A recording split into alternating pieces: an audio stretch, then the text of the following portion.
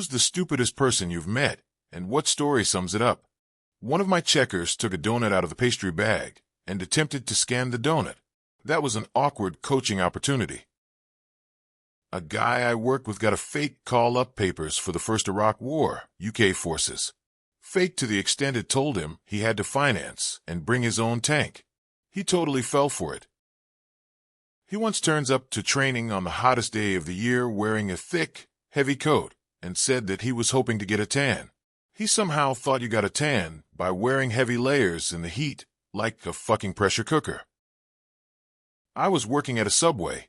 A girl comes in and answered, I don't know, for every single question I asked her. What can I get started for you today? I don't know. What kinds of meat and cheeses do you want on your sub? I don't know.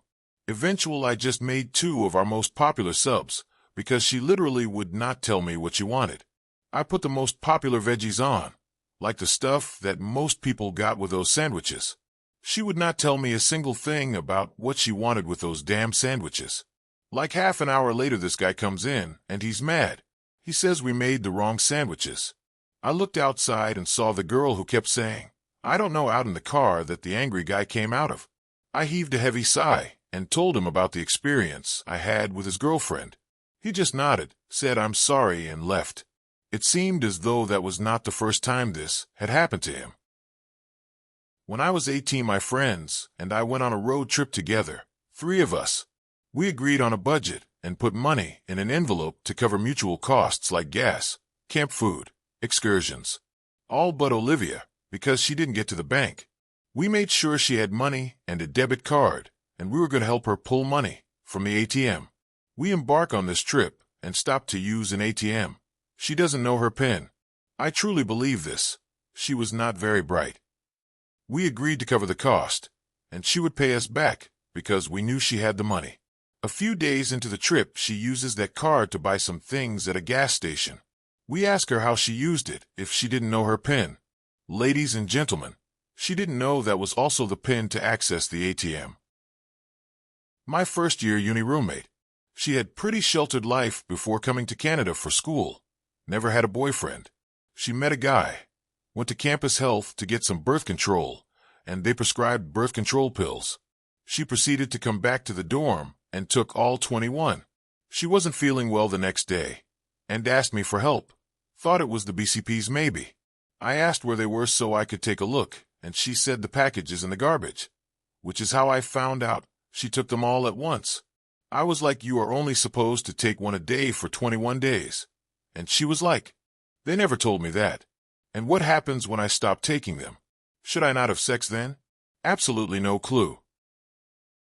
When my husband was in the Air Force, he worked with the dumbest guy I have ever met. He was also foul-tempered and unattractive. So, of course, he was married to a pretty girl with sharp wit. Small town. High school sweethearts. He played football. You get the idea. They fought constantly, mostly over the dumb shit he did. One morning, they had a huge fight before she left for work. She had a job at a restaurant on base. This was just after 9 to 11. All the windows had been replaced with plexiglass. This is important later. She threw one last verbal jab as she left to open. It took us a little bit for him to figure out that he had been insulted. Maybe he had to look up a big word. Anyway, he goes up to the restaurant about an hour later. She's still doing her opening duties. The doors are still locked.